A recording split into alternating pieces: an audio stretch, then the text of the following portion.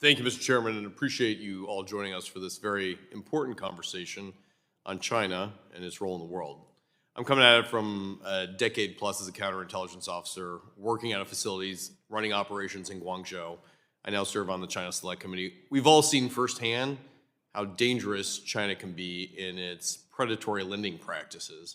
Here in the United States, we very much support an open opportunity for free trade, for mercantilism, for the opportunity for an entrepreneur to really take off. Obviously, China has a much more opaque, closed system, one that not only suppresses its own population, but one that will cannibalize its own industry and that of others to try and effectively take over countries and how they operate. We've seen this since 2017 as China being the world's largest official creditor. And this is concerning to the global financial system because it's cheap, it's predatory, its infrastructural aids aim to buy up global influence, undercut other countries, export and distort international trade. I mean, if this was a used car company, it would have been shut down a long time ago. But the reality is here that they've been able to lead an entire initiative, the Belt and Road Initiative, that has targeted a number of areas specifically of interest to China and developed nations now over 10% of their GDP to the Chinese state. Pakistan owes China $77 billion in climbing.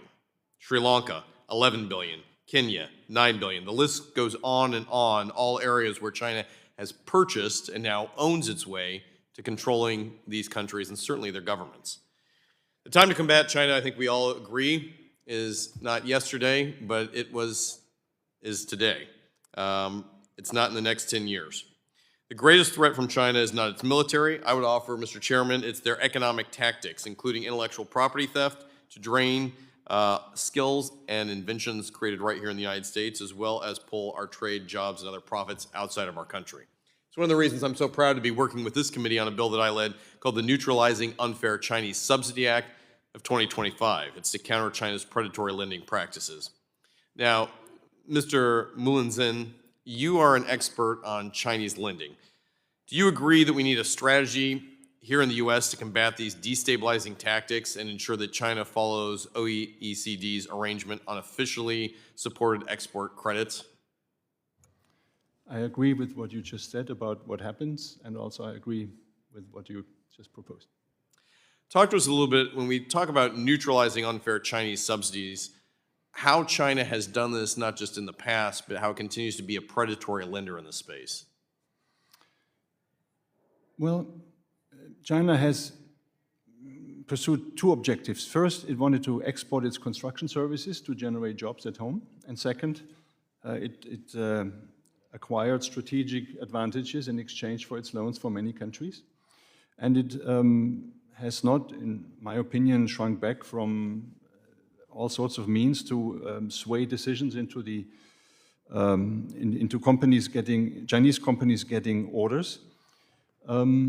But it also has affected the quality of the projects, and I think it's backfiring on China. Countries would, I think, prefer not to have to pay a lot of money for projects that are either not really providing an economic return or have to be repaired and replaced within a short period. Absolutely right. In fact, it ends up costing everybody more in the long run. Mr. Miller, you are a leader here when it comes to addressing, what America does, I think, very well in the world.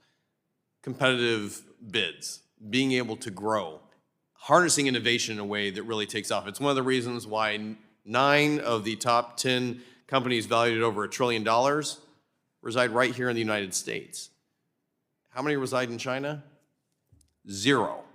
And that's a direct result of a state-owned entity which capitalizes on everything. I think that there's no accident here that the free market helps us foster our innovation. Could you explain the importance of strengthening our American markets on the international scene with the time that we have left?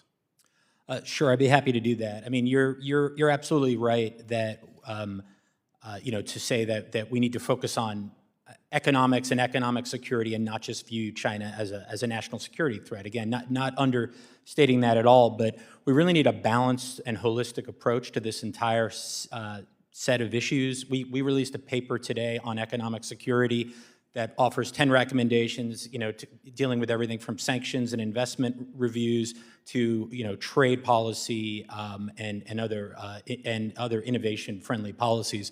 and we really need to double down on our strengths. You weren't here for the chair's opening statement, but he mentioned that beating China means doubling down on U.S. strengths, and I completely agree with that. Mr. Miller, I yield my time back just to say thank you for providing a playbook that this government can start using today. With that, I yield my time. Thank you, Mr. Chair.